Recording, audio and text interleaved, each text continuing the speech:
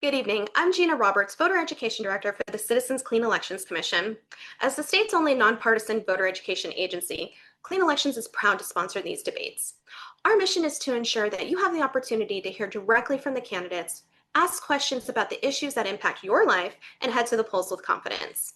To make sure your voice is heard, please keep these upcoming deadlines in mind. June 22nd is the voter registration deadline, June 24th, early voting begins, and July 21st is primary election day. A quick reminder, all registered voters, including independents, are eligible to vote in the upcoming primary election. If you're watching this debate live, we want to hear from you. You can submit a question for the candidates at any time using one of the following methods.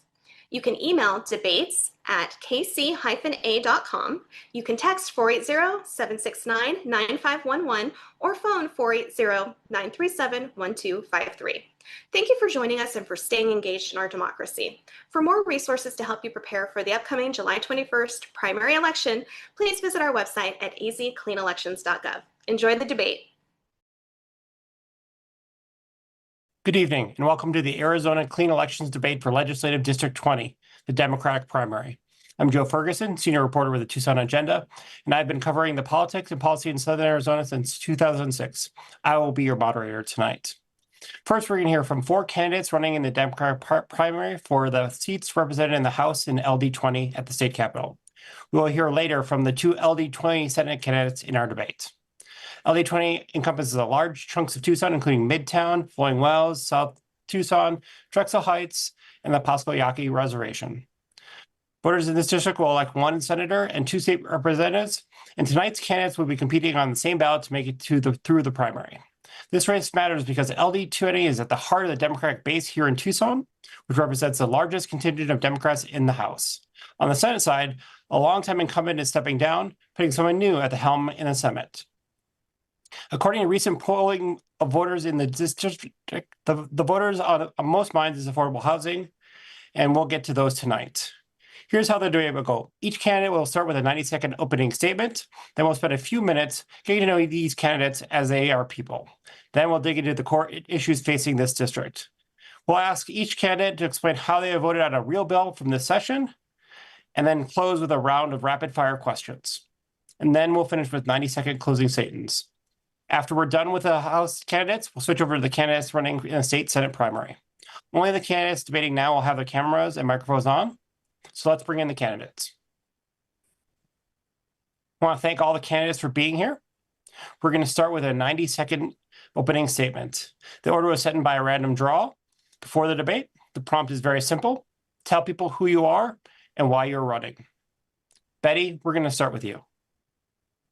Good evening, and thank you to Clean Elections and everyone watching tonight, and thank you, Joe. My name is Betty Villegas. I am a lifelong resident of Pima County, a third-generation Tucsonense, and someone who has spent most of my career in public service working directly with families in our community. Before serving in the legislature, I worked in affordable housing and community development, helping families find stable housing, supporting neighborhoods, and working with our public and private communities. I served on the Pima County Board of Supervisors during the height of the COVID pandemic, and I worked to protect public health, small businesses, and made sure that our underserved communities were not left behind. I am running because I believe government should work for everyone. Families are struggling with housing, utility bills, healthcare, and transportation costs. I believe in housing affordability, protecting public education, defending democracy, supporting working families, investing in infrastructure and water sustainability, and making sure Southern Arizona receives its fair share of resources. I also believe local communities deserve a voice in decisions that affect them.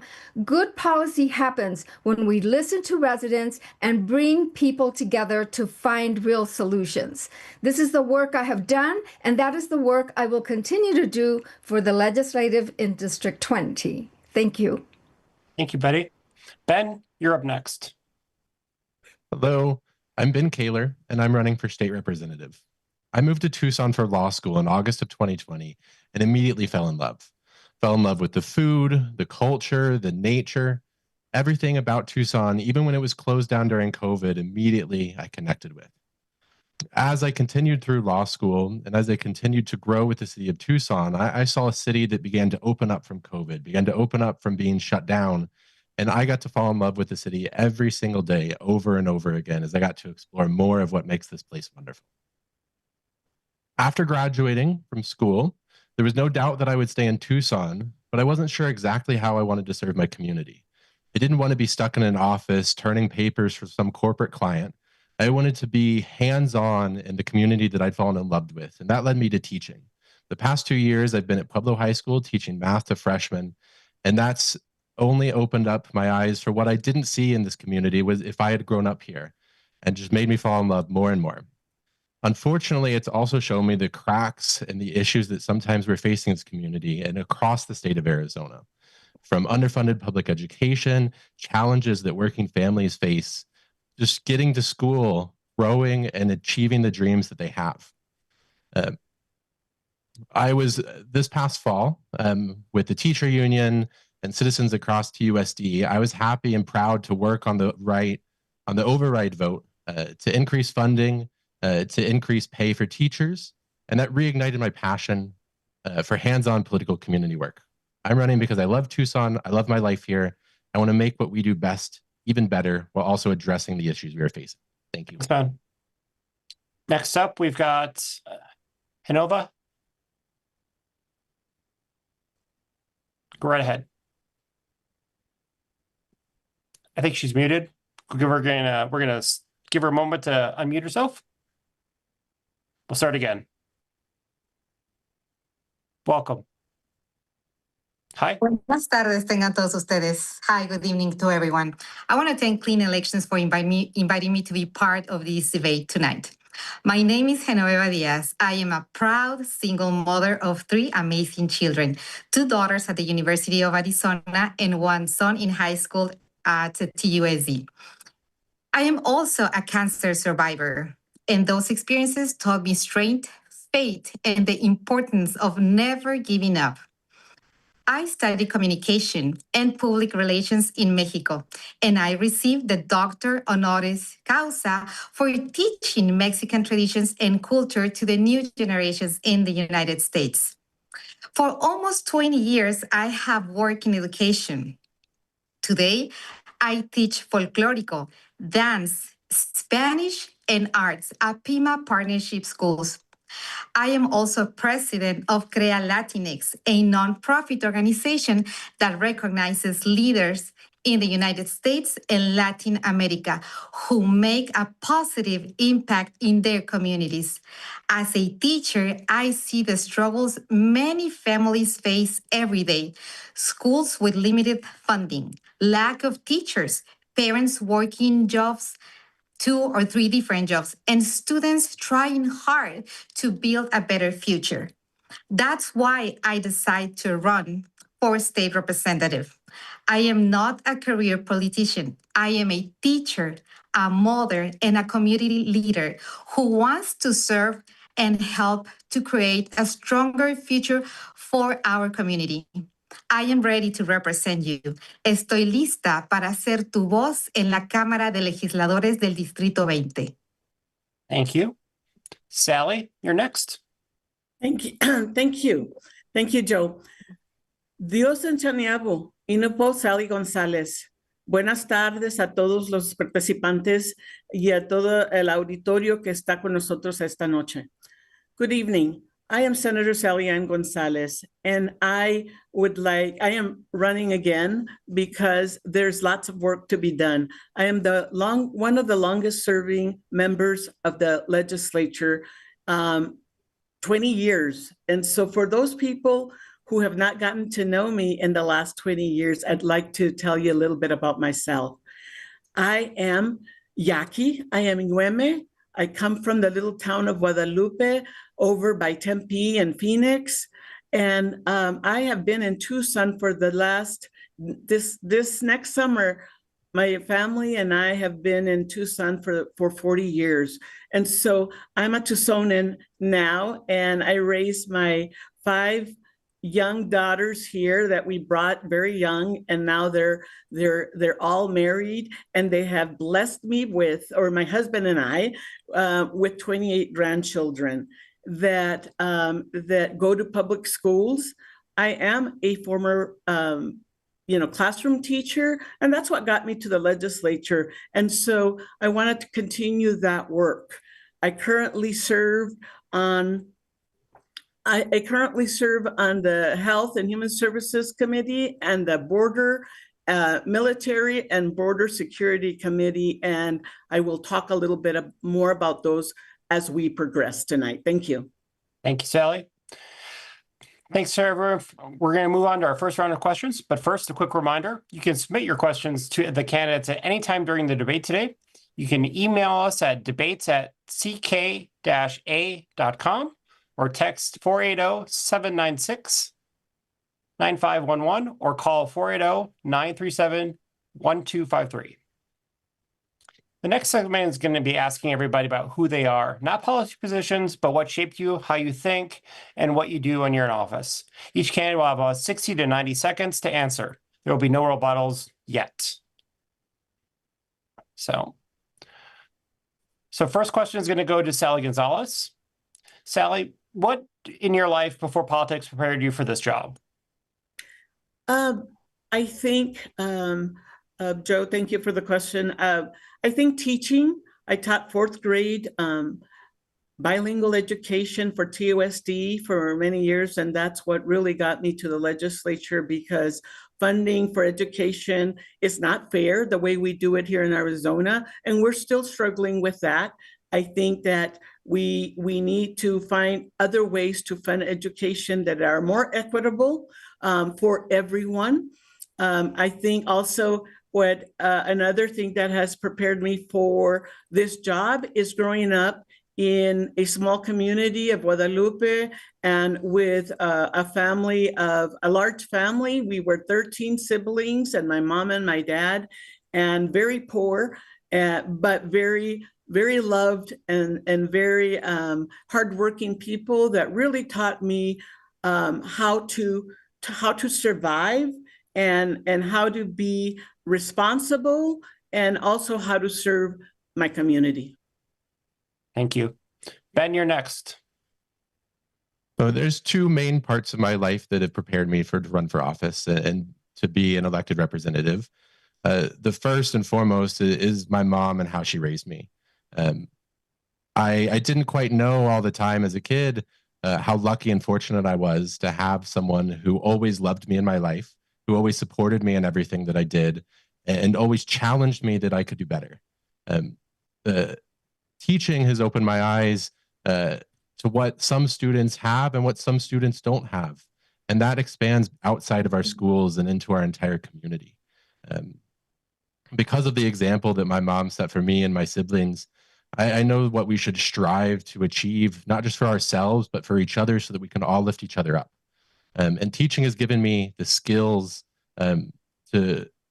has helped me develop the skills that I'll need in office to communicate what challenges we face, the solutions that are options for us to bounce and surpass those challenges, and also bring together a collective and a group of people who are sometimes running in 10 different ways, pulling with different priorities, and how can we collect everybody onto the same path? How can we get everybody heading in the same direction so that we can make that progress and achieve the succeeding meeting the challenges that we face? Thanks, Ben. Next up, we've got Hinova. Thank you, Ben. I will say that being raised in Mexico for 30 years and being educated by a family that has values and a community that is always concerned about the family is what has been my shape in my life. And these give me the opportunity to work for the second most important university in Mexico, next to the president, and being able to also work for the second most important book fair of the world.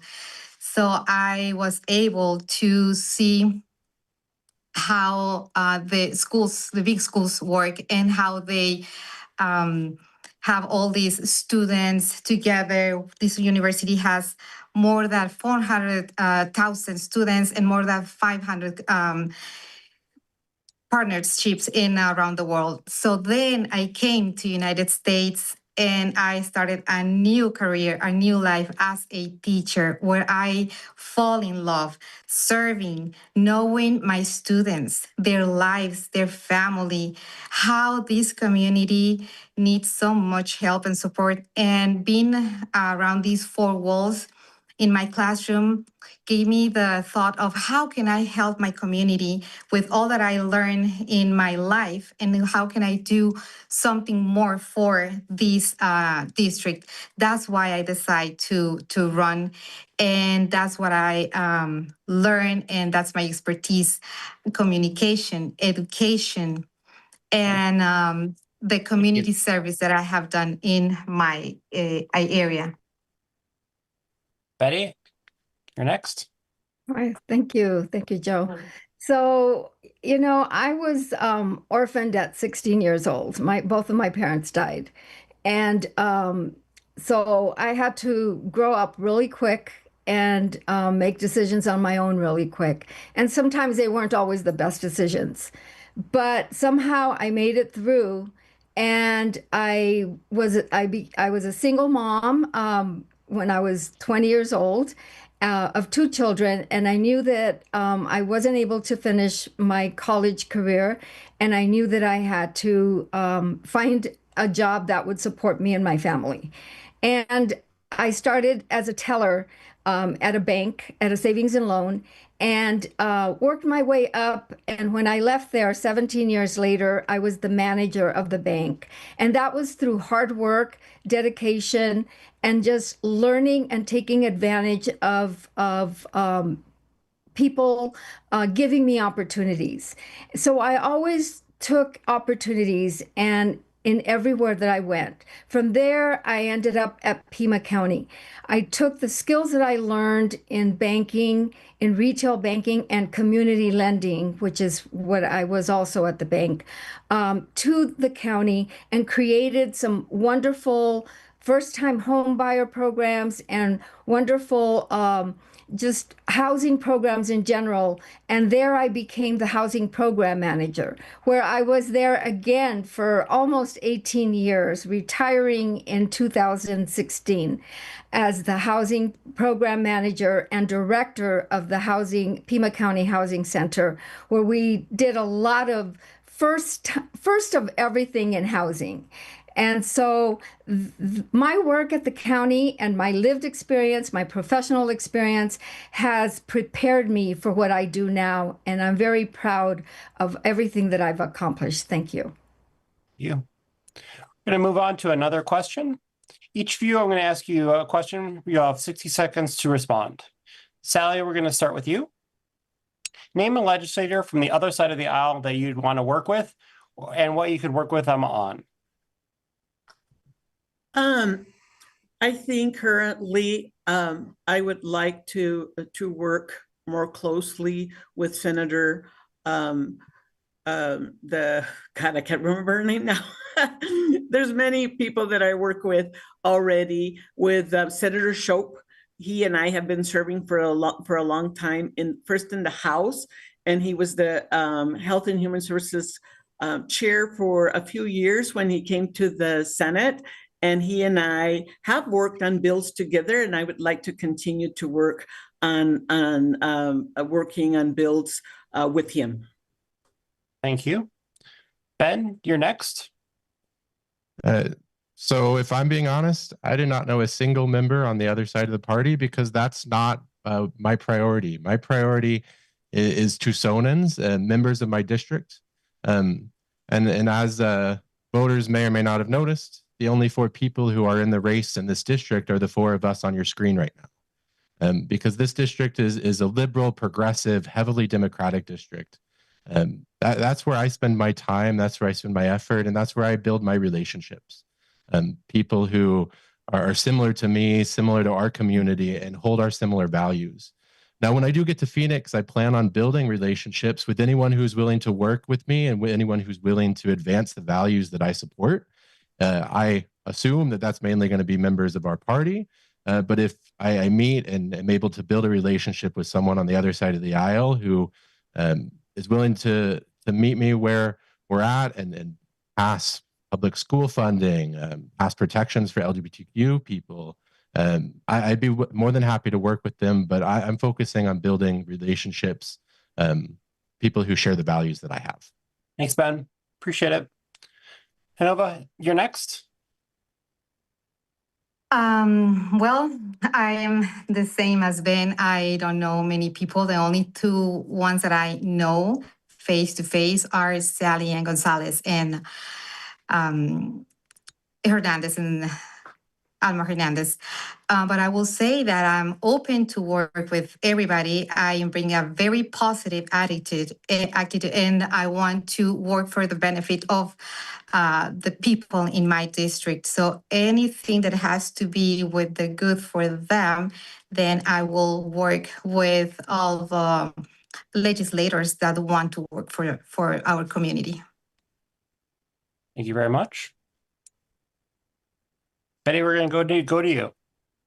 Okay, so being there for the last 3 sessions, it's been a learning experience just watching how things move in the House.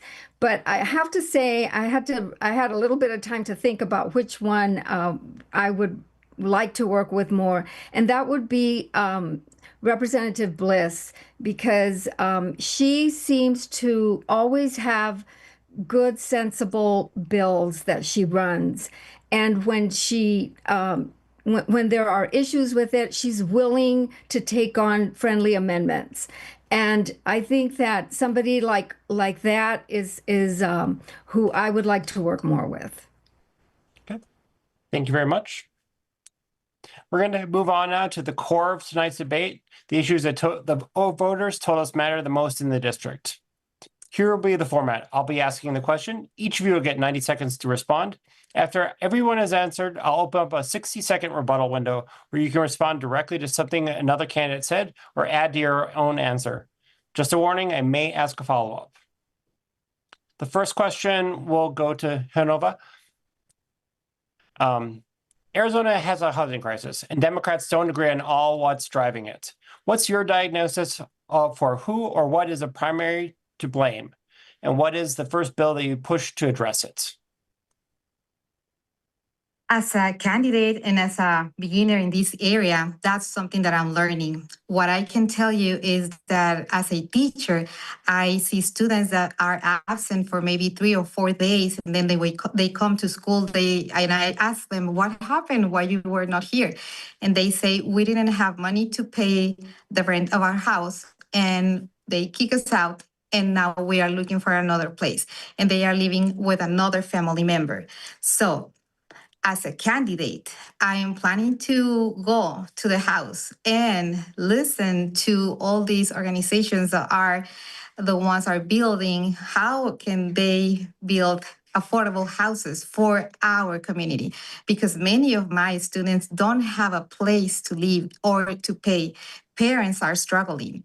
So I don't know who to blame, because I am not there, but I know that there is a need and there is a big problem. I also had that problem when I was looking for a house, first time when I had to buy, and I didn't have the money to buy it, and I had to take classes, and there were all these programs that finally I was able to buy my first house.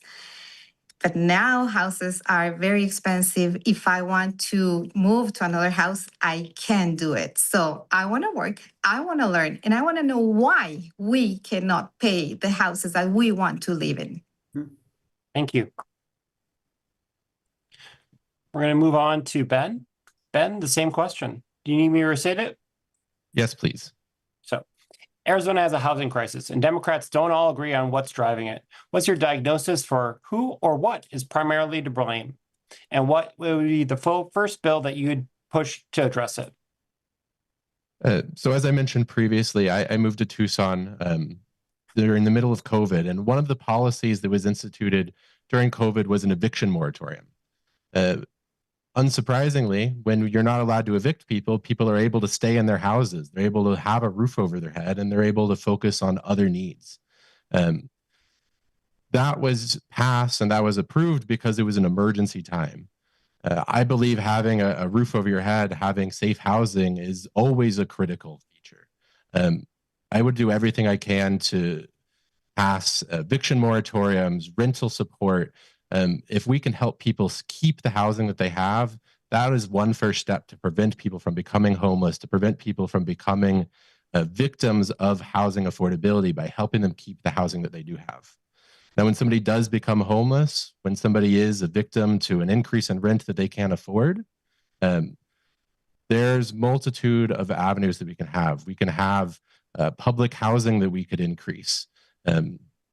We could provide the rental assistance, as I previously mentioned, to help cover that raise in rent until they're able to find something. But I mean, until they're able to, I prefer policies that don't have time limits. People have the stress of time. Oh no, I only have 30 extra days. That stress is just as impactful as losing a house could be. Housing is, I believe, a human right, and we need to do everything we can to make sure people keep housing, and if they happen to lose it, find it again. Thanks. Betty, we're going to go to you next. Okay. Well, that's a question that many of us ask ourselves many times. Whose fault is it? And it's really the fault of the systemics that we have had in housing for a long time. Because for a long time at the state legislature, nobody talked about housing. And I started talking about housing many years ago, knowing that it was going to be a problem because I lived and worked with people during the foreclosure crisis. And that's really where it started to go bad when we had the housing crisis in 2008 and 9, and foreclosures were going through the roof and people were losing their homes. And we had to pivot to rather than developing housing, we had to pivot to trying to save people from foreclosure. And so many of the nonprofits that were building housing, building affordable housing at that time, they all had to pivot as well, and everything stopped.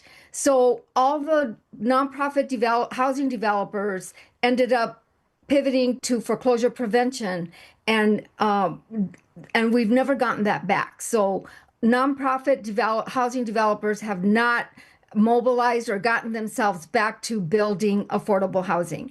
And we have a housing issue, but we also have a much of a affordable housing issue, as mentioned by Ms. Diaz. There are people that cannot afford rental, they cannot afford home ownership, because we're not building to them, we're building to market. Thank you, Betty. Yeah, okay. I can go on and on. I can tell you're passionate about the subject. Yes. So we're going to move to Sally. Sally, it's your turn to answer the question. Can you repeat it, please? Of course, I'd be happy to. Arizona has a housing crisis, and Democrats don't all agree on what's driving it. What's your diagnosis for who or what is the primary to blame? And what is the first bill that you'd push to address it?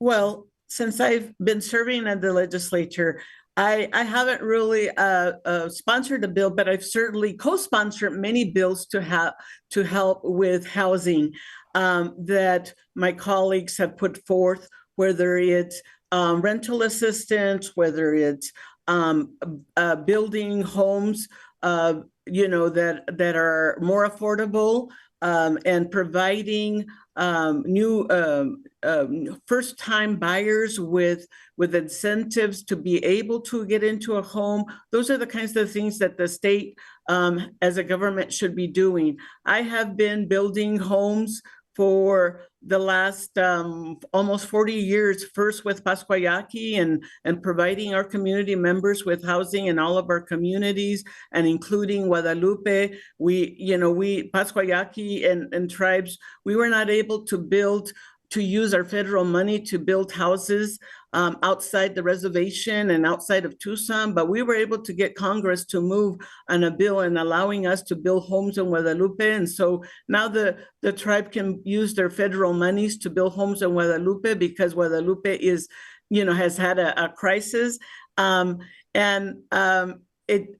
see your pencil. I will close with that there needs to be all of us working together, and for the banks, the developers and communities and advocates to work together to build more affordable homes for the lower income people. Thank you. Thank you, Sally. We're going to move on to our second question, but before we do, is there anybody who wants to jump in with a rebuttal? Or Ben, it looks like I see your hand. So yes, you get 30 seconds. I just want to add that as the other candidates mentioned issues that in the past that I do agree with and understand their expertise on. Something that's happened more recently is who is buying the homes that we do have. Which homes are disappearing into Airbnb land? Which homes are disappearing into corporate ownerships? When a family home is built, it should be owned and lived in by a family. And so I would support and work on legislation to address that cause of one of the many issues of the housing crisis. Thank you, Ben. Anybody else? Yes, I would like to add some more to mine, Joe. Thank you. I want to add that because I didn't really answer the question directly as to who's to blame. I think lots of people and lots organizations are to blame. I think in the beginning, banks that would redline communities like mine from buying homes is an issue, has been an issue, and there's still some of that redlining happening in our communities. I think that greed has also been an issue with developers and the way they develop homes, and also I think that we as a government have not done enough to be able to help in another thing that really affects housing is childcare, and so not putting a handle on childcare takes money away from being able to buy a first-time home or staying in a home, and all of us need to really be working together to keep families in their homes. Thank you. Thank you. Anybody else? Okay. Well, Betty, go right ahead. I just wanted to respond to Ben to say that the Democrats, including myself and our leader of the House, have introduced bills to stop corporations from buying up all the houses. And of course, it never gets a hearing, and we've also tried to introduce other legislation to provide better opportunities for home buying and for renting. I introduced bills for rent stabilization, repealing rent control to try to get rents back in line with what people are earning right now. And those are the types of bills that don't get heard. And of course, and so we're hoping that by, being positive, if we can flip the House, that we can get some of that done for our communities, for our constituents. Okay, we're going to move on to our second question. Arizona's flat 2.5 income tax has starved state services. Would you vote to raise state income tax on households making over $250,000 to fund schools and healthcare? Sally and Gonzalez, you go first. Okay, 250,000, huh? That is a hard question. Raising taxes is not a very popular thing to do. We certainly have to look at how do we come up with new revenues to be able to provide, to continue to provide the safety net that our constituents deserve and need. And so at this point, I would certainly consider doing that, but I would prefer to be raising taxes for the millionaires and have them pay their fair share of Arizona taxes. Thank you. We're going to move on to Betty. Betty, you're up next. Yes, yeah, I agree. Once you cut taxes, it's hard to bring them back. I mean, the damage has already been done by Governor Ducey by implementing that tax. So trying to reverse that is going to be difficult, although I would definitely look at giving it a try. I think if we were to raise taxes on people over 250, I think 250 may be a little too low for me because right now, the way things are going, it takes about that much to really raise a family right now. You know, we're getting to that place where you need that much to raise a family in the times we're living at. So I would go higher than that as well. Thanks. Ben, what do you think?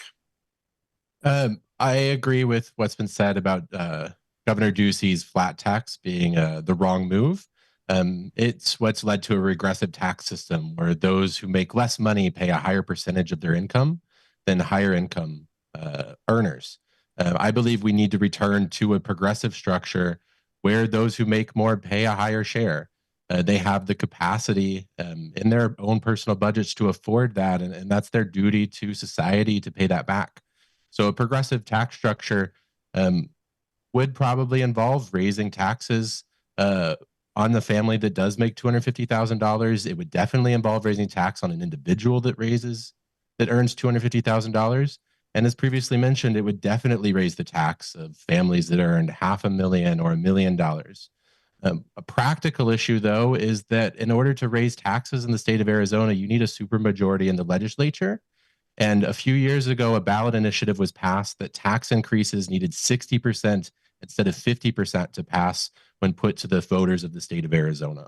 So when we talk about raising taxes, we have those challenges in front of us, and not just needing that 50+1, but needing to convince a large amounts of people in the state. And as Betty mentioned previously, flipping the House is the first priority in that. Flipping the Senate is the first priority, because once we get to the majority, then we can show how we work with the money that we do have, how we can affect for a positive change lives of Arizonans. And then when we go to the voters, when we go to the party across the aisle, that, hey, yes, these ideas are successful. These ideas work. Now, if we're able to get more tax income, if we're able to get more money, we're able to help even more Arizonans and have a greater impact on them. Thanks. One more to go. Anova, it's your turn. Yes, thank you. As part of this community, if I hear increasing taxes, me as a teacher, I will be like, no, that is not something that I will want my legislators vote for. To be honest, I will have to study and to see where that money is going to go or where the plans are for the increasing of taxes to see if I will vote against or for a yes.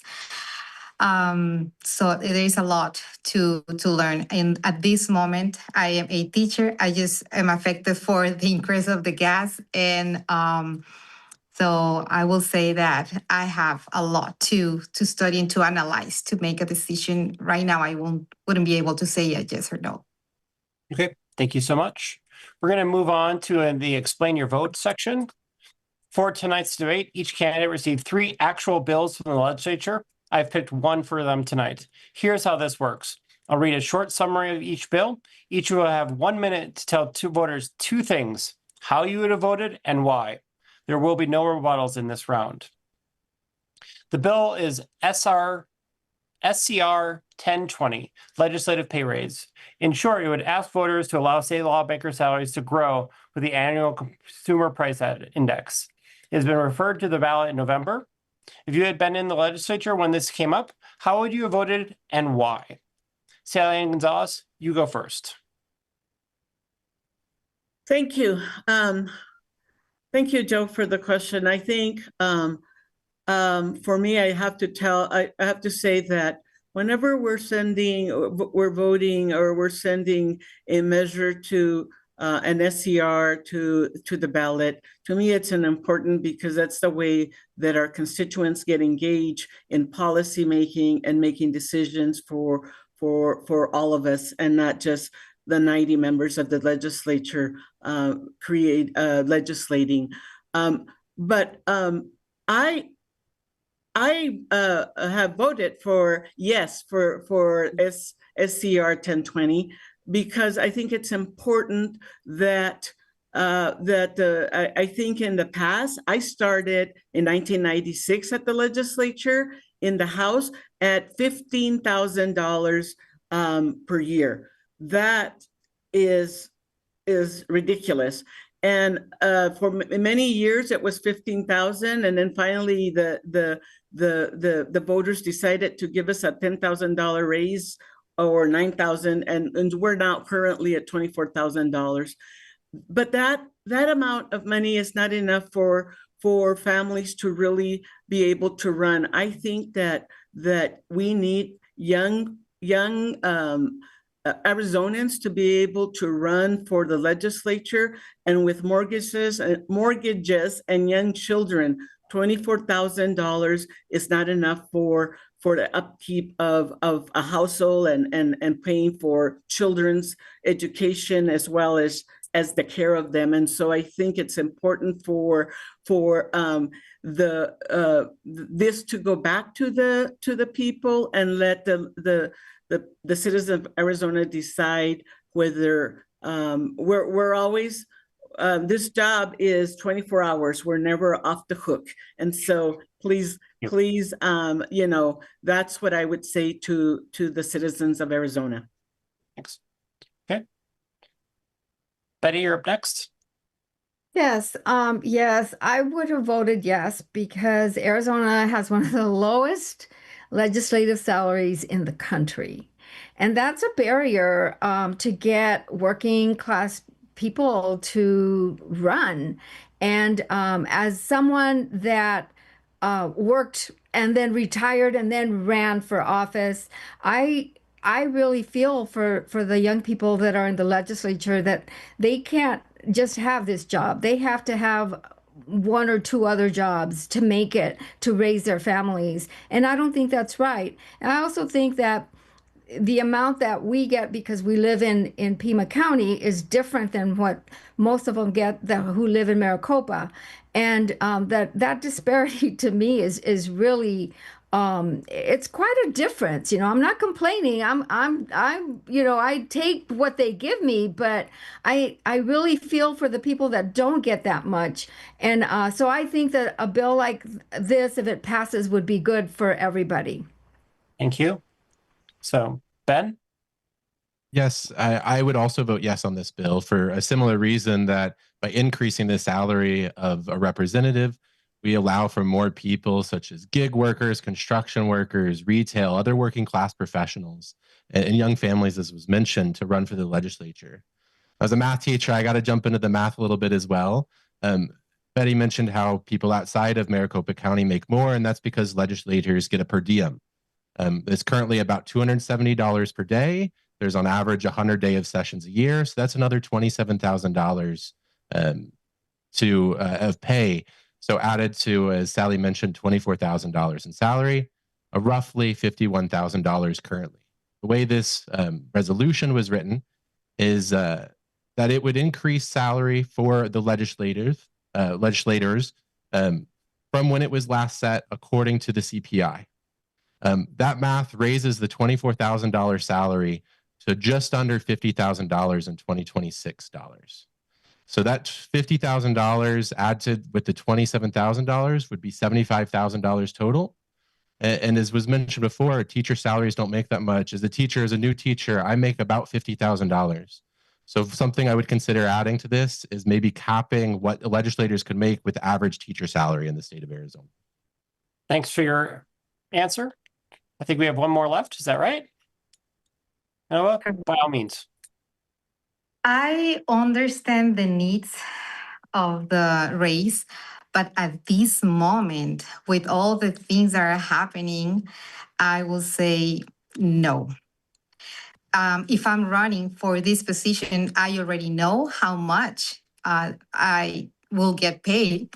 And that's something that I accept on the moment that I am running. So I am not expecting a raise. And I have made accommodations in my life to live with what I will be get paid. But I will not sacrifice the community, my district, for to raise the salary at this moment. I will say no. Thank you so much. Okay, we're going to go on to our rapid fire section. This is only 15 seconds. So this is just yes or no kind of questions. And so we will go through all of them and we'll go from there. So Betty, we're going to start with you. True or false? Katie Hobbs is too moderate. True. Thank you. Genova, same question. Honestly, I don't know if she's moderate or not. Okay, fair enough. Sally? Can you repeat the question again? Is she too moderate? Is that True or false? Katie Hobbs is too moderate. I would say yes. True. True.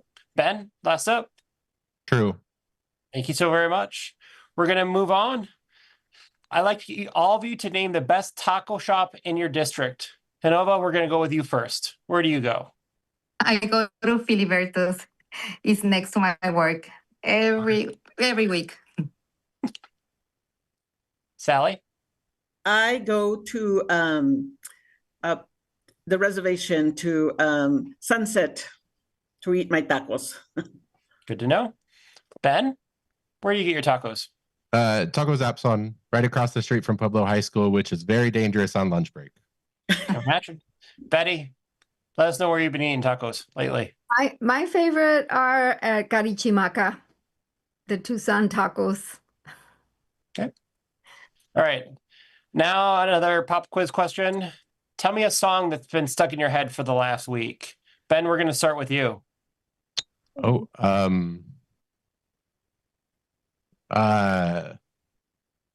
Daft Punk. One More Time. All right, we're going back a little ways. Betty, what about you?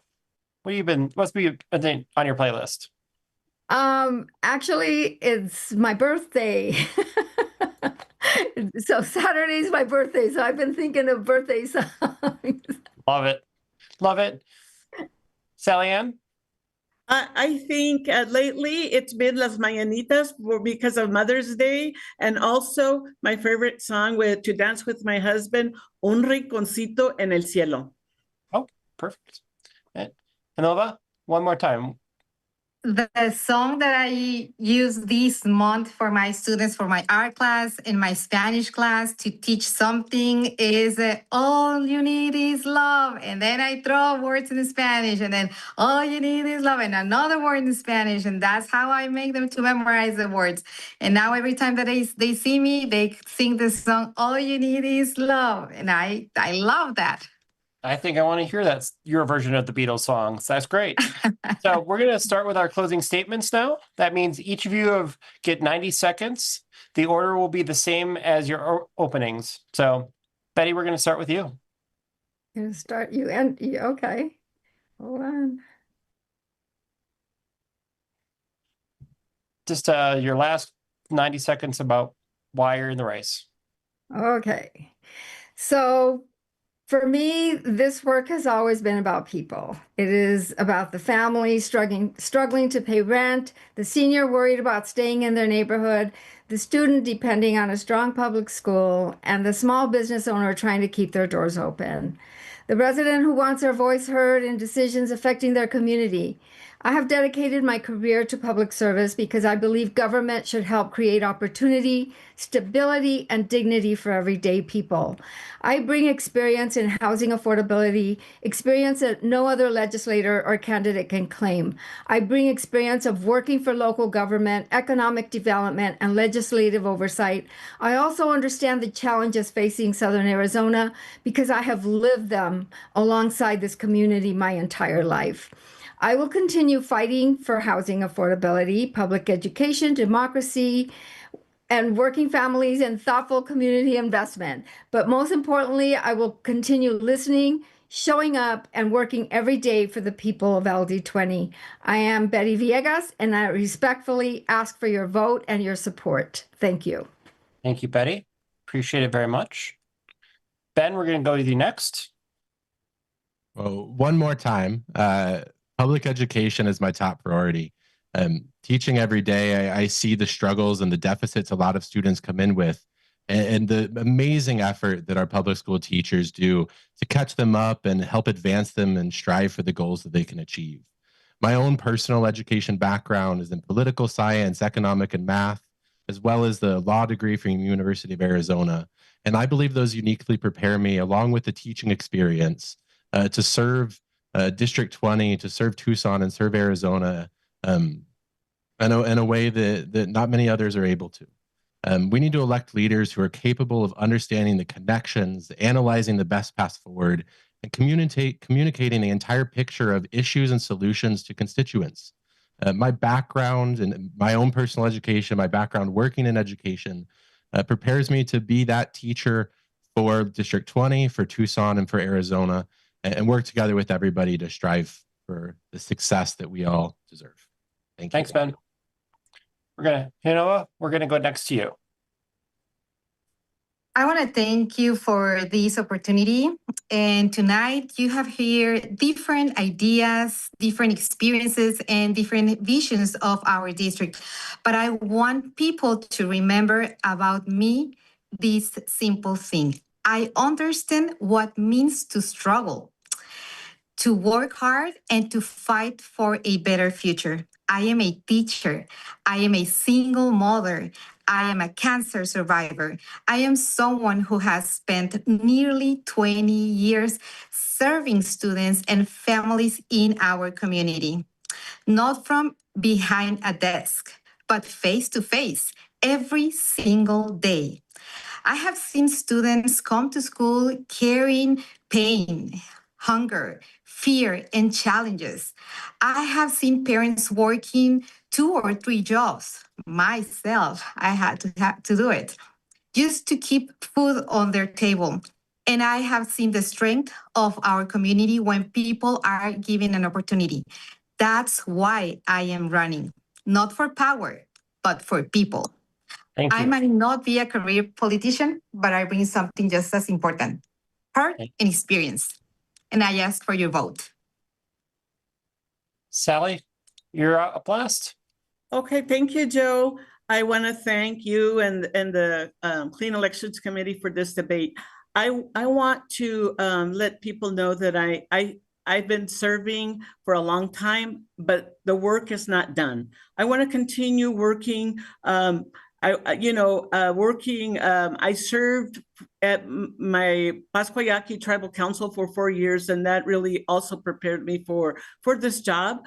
As an educator teaching for TOSD, that's what brought me to the legislature. I want to continue working, advocating for education and trying to fund education equitably for all, because education is the backbone for all of us and all the children to be able to really do their best in life, to prepare them for life.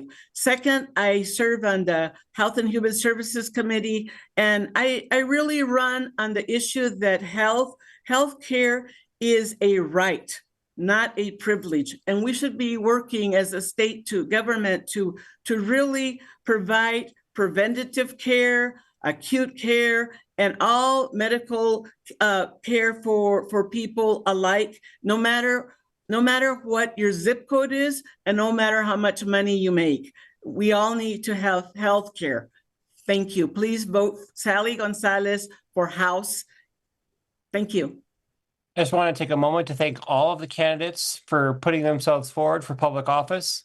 It's hard to campaign. It's even harder to serve. Thank you so much for running for office. This is going to conclude our first part of the debate tonight. And so I'm going to say goodnight to the 4 candidates. We're going to take a small break while we get ready for interviewing our Senate candidates tonight. Thank you again to everyone. Appreciate you. Thank you, Joe.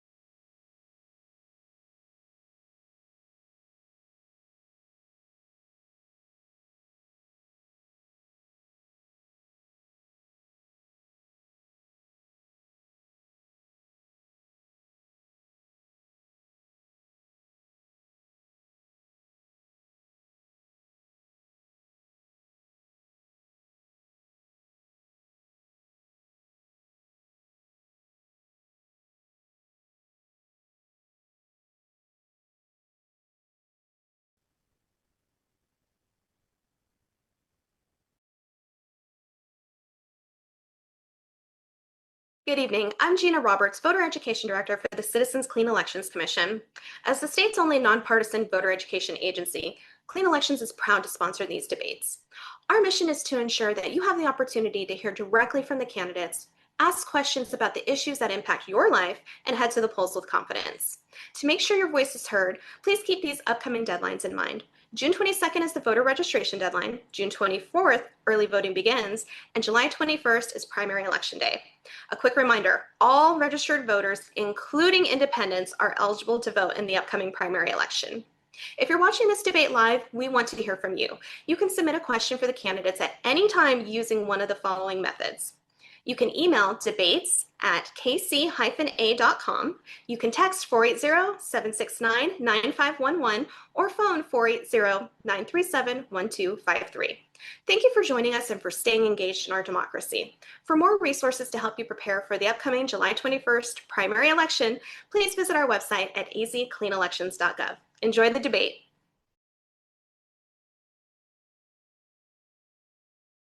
With the Tucson agenda, we are partnering with Clean Elections tonight to bring you the LD20 legislative debate for the state Senate seat for the Democratic nomination. Thank you, Candace. Thank you both for being here. We're going to start with 90-second opening statements. The order was set by random draw before the debate. The prompt is very simple. Tell voters who you are and why you're running. Alma, we're going to start with you. Ready to go now? Sorry. Please. Okay, great. So, buenas tardes a todos. Good evening, everyone. State Representative Alma Hernandez. Really excited to be with you all today. I am one of the longest serving Democrats now in the House. I am very proud of the work that I have been able to accomplish. I was born and raised on the south side of Tucson. I am one of three. I also serve with my sister, Consuelo Hernandez, and my mother is an immigrant from Mexico. My father passed away last year, but was a union construction worker for many years. I was exposed very early on at the young age of 14 to our broken juvenile criminal system. And that is the main reason why I ran for office, to be honest.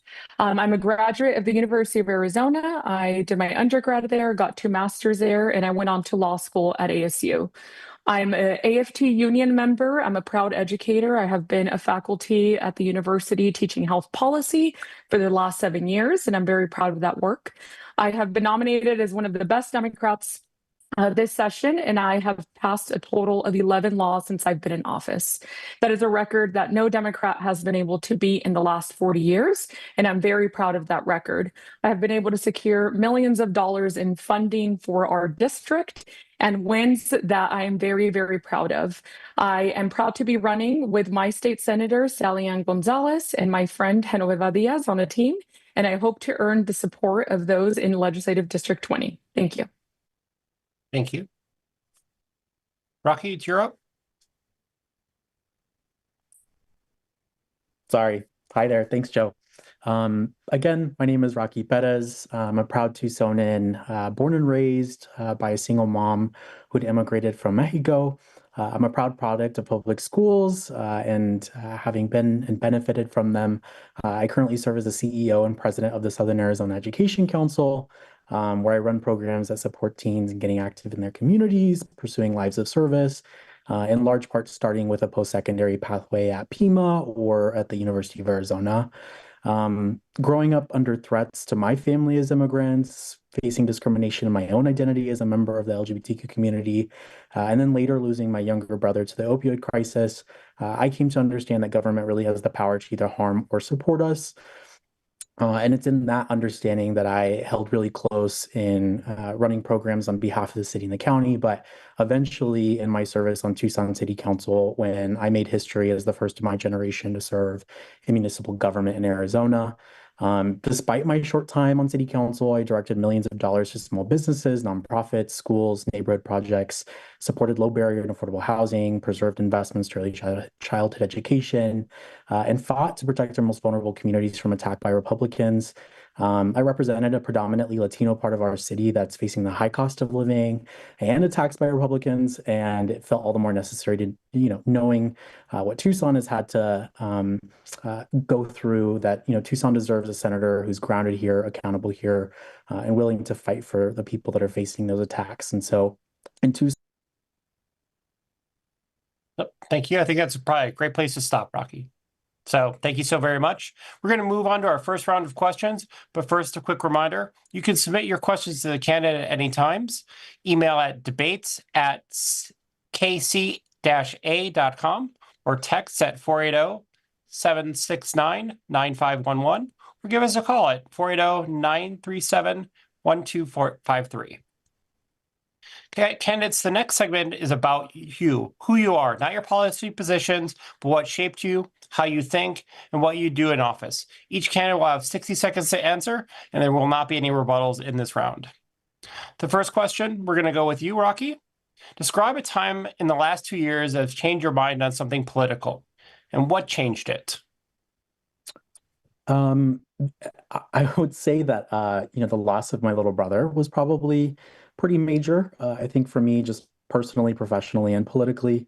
We were in the midst of the Biden administration when, there were efforts to increase funding for border funds for substance misuse prevention and traffic prevention. And unfortunately, Trump had, fought really hard to inhibit so as to not give Biden a win.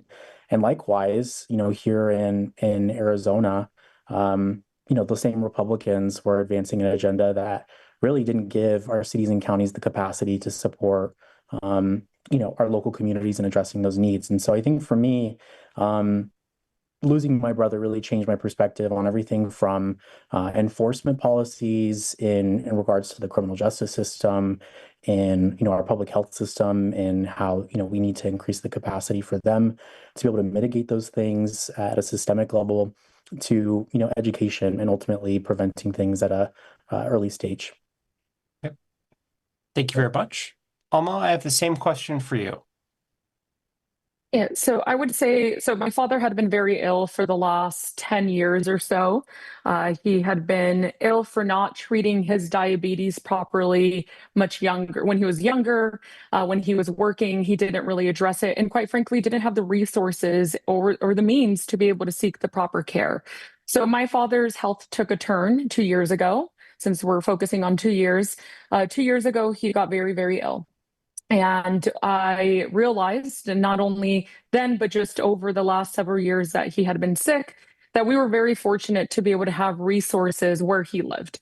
My parents moved to Green Valley after a few years. It's been like 3 years since my parents had moved to Green Valley, and in the senior community, he had access to specialists and providers that could help him.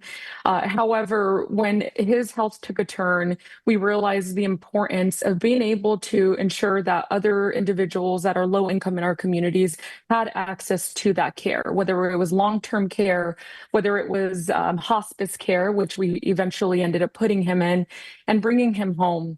It was something that we had not really planned ahead of time. I don't think anyone is ever ready to let go of a loved one, but planning ahead, it took us about 2 years when his health took a turn and we knew he wouldn't recover from that. So being able to better understand the system, as mentioned, I teach health policy at the university, and it is very complex. It is a very difficult issue, but I know that it's something that we have to continue working towards and improving the system of healthcare and access for those individuals in our community. Thank you very much.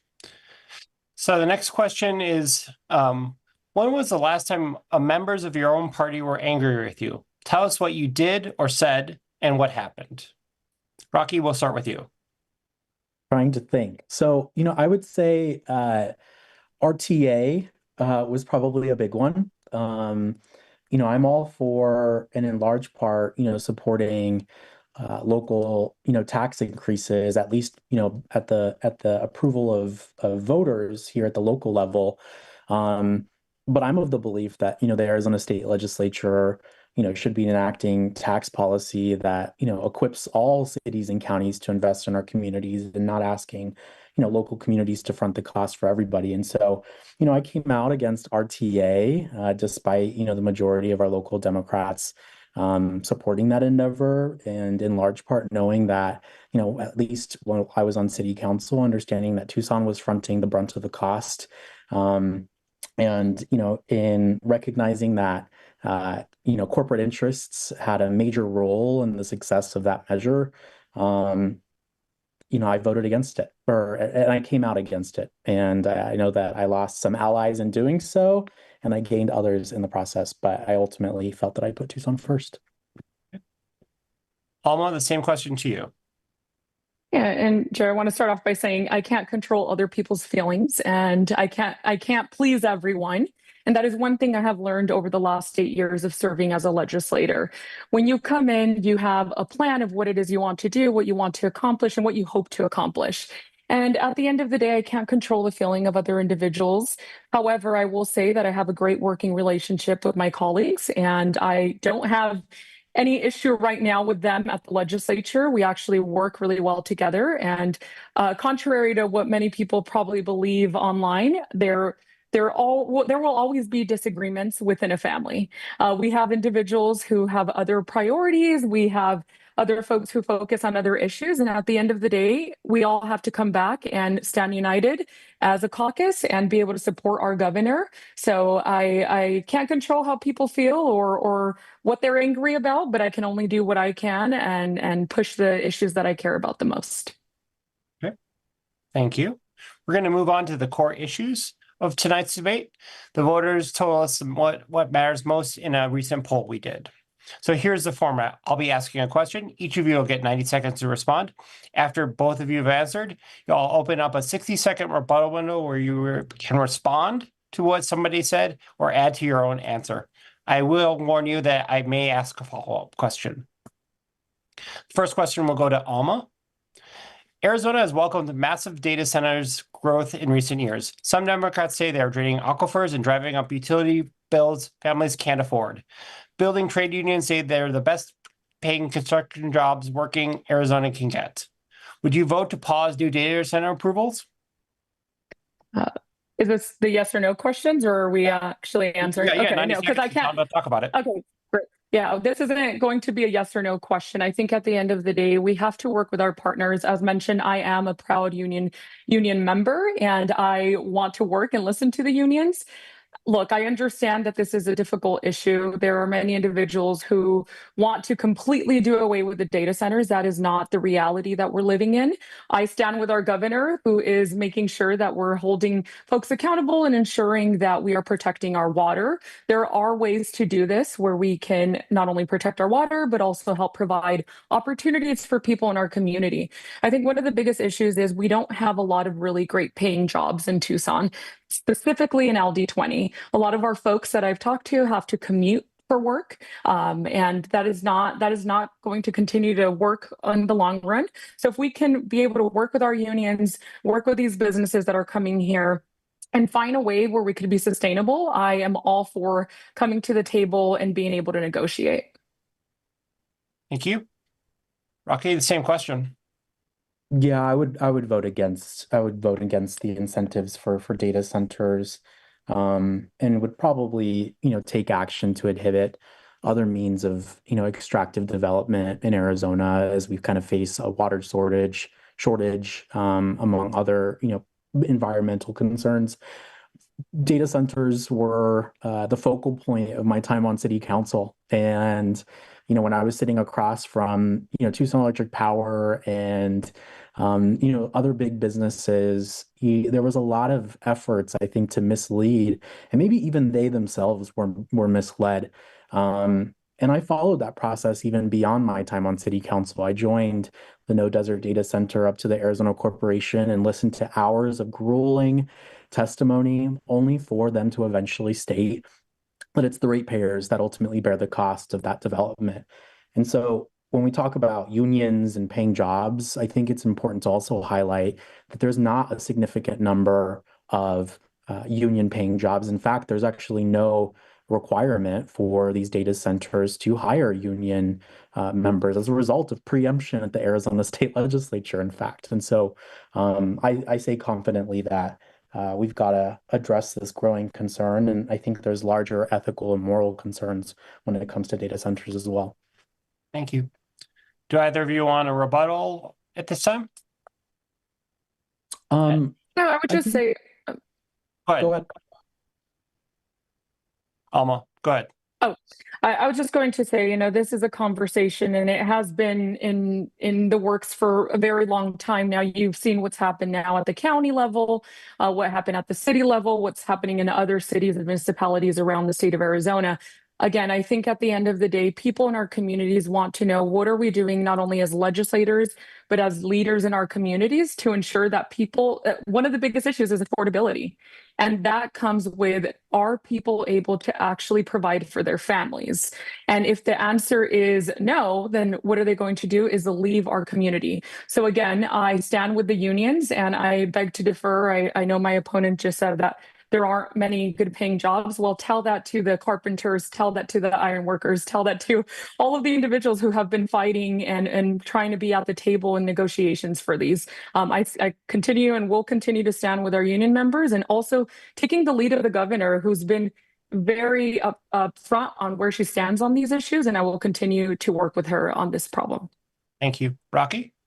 Yeah, I think I would just add that, throughout that process, I did sit across from union members in determining whether or not we would proceed with the development. And there was a great number of union members that actually said, there's not really a guarantee. And so great if you do, but also if you don't, you're protecting our community. I represented a predominantly Latino side of Tucson that has experienced the impacts of environmental damages as a result of large developments like this. And so, I think that if we were going to talk about any policies, setting aside tax incentives for data center developments, we could talk about incentivizing developments that look at alternative means of operating rather than water consumptive or high electric consumptive. We look at other things. So I think that it's an absurd notion to claim that we are giving up union paying jobs when there is no requirement for union paying jobs in these developments. Thanks. We're going to move on to our next question. Short-term rentals, Airbnb, Vrbo, pay lower taxes and hotels in Arizona. Would you vote to raise the those taxes to hotel level. I'm sorry, Joe, you're going to have to start again. Sure. Nope, I'm happy to. Short-term rentals, Airbnb, Vrbo, pay lower taxes than hotels. Would you vote to pay to raise those rates and dedicate that funding to build affordable housing? Rocky, we'll start with you. Absolutely. I think looking at other means of increasing, local and state capacity is all the worthwhile. Some of the things that some of the House representatives touched on earlier relative to Airbnb were, there is this growing prevalence of folks that are, buying properties, putting them on Airbnb and yielding greater profits. And so if this is going to be a for-profit industry, and frankly, it is an industry, that we've got to consider, how we're yielding back benefits to our communities. And so, yeah, I would absolutely vote in favor of that. I will say and preface that by saying that, I'd be interested in looking at some studies as to what that could look like. But thank you. Alma, same question to you. Yeah, I would say that when it comes to the issue of, we're talking about housing and availability of housing and the shortage that we're in. One of the things is we have corporations that are coming in and buying a ton of homes and apartments and condos. But I think to say that we're going to do that to, like, for example, the home next door to mine, that family has been renting the home on Airbnb to make extra income. I don't consider the person who has one rental the same as a corporation who has 10, 15, or 20. So I do want to be cognizant of the fact that there are individuals in our community, a lot of folks who are elderly who depend on some of this income that does come in. So I do want to caution that I would have to look at the language before I can commit to doing that. However, I do see a stark difference between individuals who have one or two versus those who are actually corporations buying out entire communities. Thank you very much. Either of you want to take a chance for rebuttal, or should we move on? I would concur. Okay. So let's move on to another question. Funding a real teacher raise means finding hundreds of millions of dollars. Where do you find the money? And I don't want either of you to say waste or efficiency tonight. I'd like to actually have you mention line items that you cut or taxes you'd raise to increase the pay for teachers. Alma, I'm going to start with you. Yeah, so this is an interesting one because we're currently, as you know, during our budget negotiations, the governor is still working out what that would look like. But look, I, as a union member, I'm an AFT union member. I'm supported by educators. I understand the importance of paying our teachers more because I talk to them and I work with them, and it's a problem. So there are many things I think that in the state of Arizona we should be looking at and perhaps rolling back. One of the things is we have many tax exemptions and we have many exemptions that we should be rolling back. One of those is one that I know that one of my former employers, Steve Farley, used to talk about all the time. Those are the metal pipes. There's just many different line items that we can go through in a budget. I mean, the budgets are major. Whenever the state legislature gives Republicans, when they're in their negotiations, they'll be allotted like $20 to $25 million to kind of play within their district. And that's the way that goes. A lot of them will fund things that I, quite frankly, don't feel are priorities and we shouldn't be funding. So things like rodeos, funding the rodeos, I would do away with that and put that money towards this. There's just a list, a variety of issues, and you never really know until the budget year of what that's going to look like and what those line items will be. But I will say that what is some people's priorities are definitely not my priorities. And there's definitely something that we can do to look at those and start counting them and seeing how we could put that money towards raises. Thank you so much. Rocky, what's your plan? I mean, aside from, the focal point, I think, of this legislative session around ESA, the school vouchers, I think that there is a larger systemic issue here with teacher compensation in every legislative session. And I think that we are all the less prepared to, I think, address those needs as a result of Arizona's flat tax system. And I think that can be applicable to a number of issues across our state and what capacity we have. But I think in Legislative District 20, where we have Tucson's largest school districts, the largest concentration of public school districts, and mind you, 3 of which who put forth propositions to increase their capacity for school funding, where it could not be more clear that Tucson wants folks to invest in our public education system. And so I'm interested in looking in whatever means, because I think just as someone who works in the educational community, who works across our high school systems in our school districts, that there's unique circumstances among them all, but I think they ultimately need the capacity to be able to address them locally as well. Thank you. Either of you want a rebuttal or more time? I just wanted to add one thing. So I think one of the issues that we deal with, our budget, of course, we never will have enough money to truly fund everything that we want to. I do think that setting up priorities and reworking a budget is important. We can't continue down the line of just putting a Band-Aid on this issue. We can't give teachers a raise now and then next year tell them, hey, the increase we gave you, you're going to lose it because we're out of funding, right? So it has to be sustainable over time. So I do want to add that part is it's not for the lack of trying to give teachers a raise. These are conversations that we've been having since I got elected 8 years ago. However, due to the budget situation that we're in, that has not been a possibility. And as I said, I don't think it benefits anyone if we give a raise today and then we tell them, hey, in 8 months, you're going to lose that raise that we just gave you, right? So I know the governor, I have trust that the governor and her team are working on this right now, trying to figure out what we can do.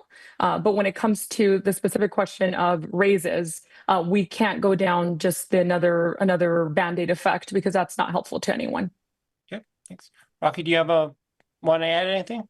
I think I would just add that, I think that something that has been prevalent in each legislative session has been legislature pay.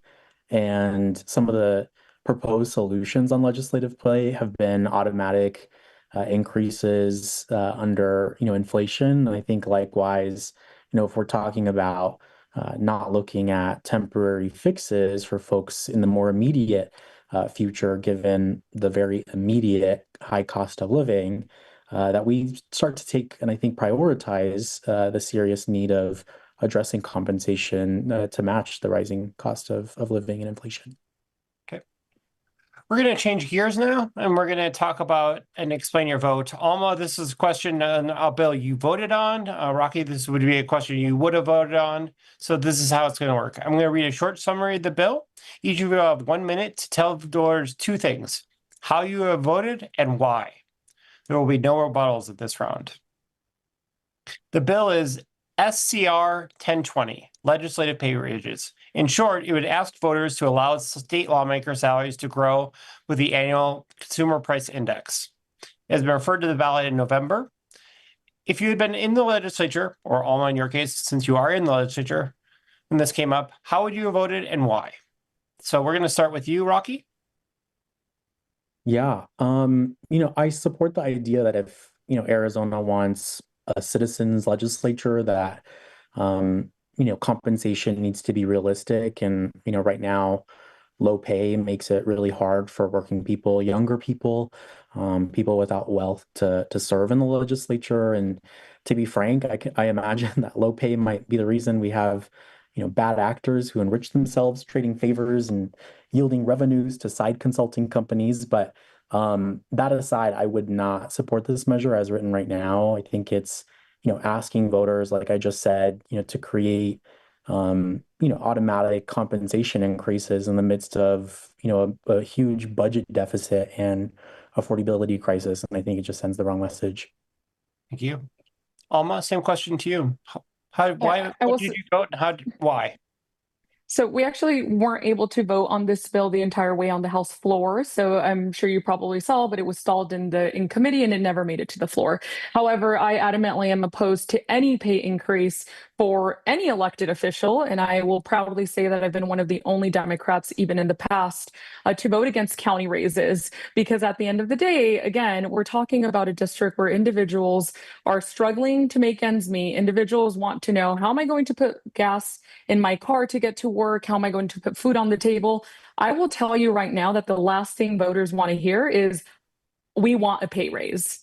I will tell you that the way that some folks act at the legislature, they would probably say they don't deserve to be making more money, and I wouldn't disagree with them. So I could not, in good faith, support any effort right now at this time to increase the pay of elected officials. I have not done so in the past, and I just can't do it now because it's not the good time. It's not a good time.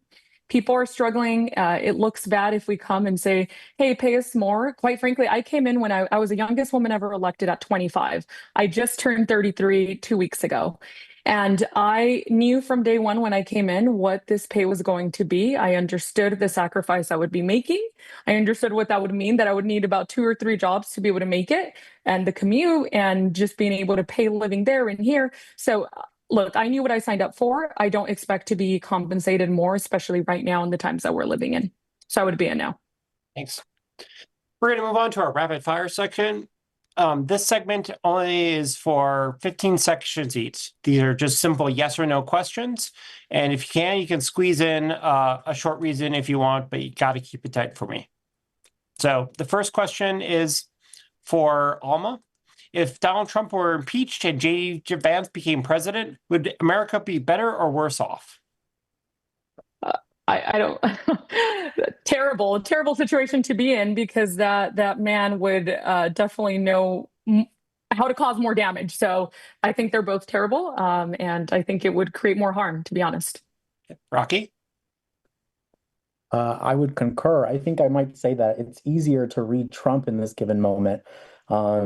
I think you might notice with JD, there's a lot more use of signal and backdoor conversations to the detriment of the U.S. But I think all the same, they're both horrible, and I can't imagine things being better with either of them still at the forefront.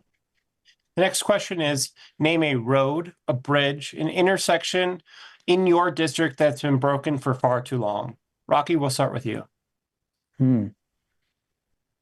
I think the 12th Avenue Street Bridge, I think, is one. And I think obviously there's some major developments that are happening there right now. But I think that's just one example of something that had begun, never quite got the overdue attention, and I think right now is. And so I think that's one that I'm actually very excited about. And I think likewise seeing all the investments that will surround the community as a result of it. Thanks. Alma, same question to you. There are many roads. Hard to tell you exactly which one. I will say 17th, where I grew up, there's a lot of potholes and a lot of people complain about them all the time. But there's, quite frankly, a lot of parts in our community that need to be fixed. And unfortunately, as a legislator, I can't fix your potholes, but they do need to be fixed. Okay, thank you so much. Question 3, again, this is just rapid fire. So, Alma, up before 6 or sleep past 8? Up before 6. Okay, Rocky? Definitely by 5 a.m. Rocky, you? Up before 6 or sleep past 8? Sleep past 8. Sleep past 8. Okay. Yeah. Final answer? Yeah. Okay, thanks. That was our last round of questions. We're going to move on to our closing statements. That means each candidate will get 90 seconds. The order is the same as the openings. Rocky, we're going to start with you. You're going to get 90 seconds to close. Cool. I think this race ultimately comes down to trust. I've lived what happens when families are left on their own. I've seen what can happen when public responsibility is overlooked, and I think that was something that I was put to the test on. I delivered, I listened, and I fought for people that I represented when I was on Tucson City Council. Unfortunately, while I was protecting Tucson's water against a data center backed by utilities and corporate interests, Representative Hernandez was accepting funds from Tucson Electric Power and advancing corporate tax benefits in Phoenix for Axon. While I was defending academic freedom and free speech at the University of Arizona, Representative Hernandez sought to inhibit expression on college campuses and in our streets, and even attempted to hold teachers vulnerable to lawsuits for curriculum. And while I co-sponsored local anti-LGBT or anti-discrimination protections for LGBTQ residents, Representative Hernandez was absent during key votes that target LGBTQ Arizonans during her tenure. I wouldn't trust anyone who thought it was a good idea to co-sponsor a bill to open the U.S. Constitution to rewrite during the Trump administration.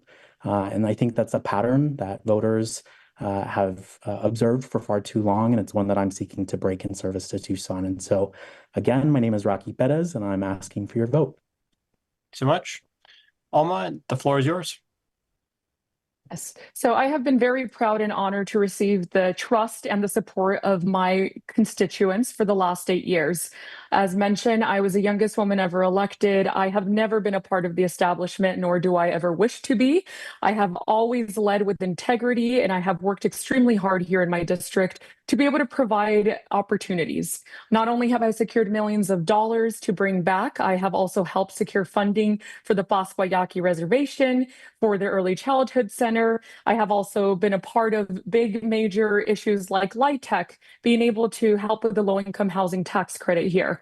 I have sponsored numerous bills. As mentioned, I'm one of the only Democrats in the last 40 years to be able to pass legislation. I've been named one of the most effective lawmakers, and by serving for 8 years, there are many issues that I have worked on, and I will say that I'm very proud of that record, because as the ranking Democrat in the judiciary, I have been able to speak out against anti-LGBTQ legislation, which is why I'm proudly endorsed by the LGBTQ community organizations. I am proudly endorsed by our unions because I'm one of the only Democrats to be able to deliver wins for the unions. And I am very proud to be an educator and endorsed by Arizona teachers. So I just want to thank all of those who have continued to trust me for the last 8 years, to be able to show that we are able to be stronger together and effective when we're actually there to work. So I'm very proud of the legacy that I've been able to build here in the last 8 years, and I hope to continue doing that by earning your vote in the Senate. Thank you.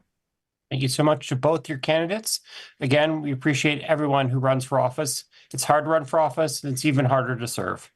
That concludes tonight's Democratic primary debate for Legislative 20. To our candidates, we thank you for being here. To our voters, thank you for tuning in and informing yourselves ahead of the July 22nd primary. For official board information, visit azcleanelections.gov. Thank you so much and have a good night.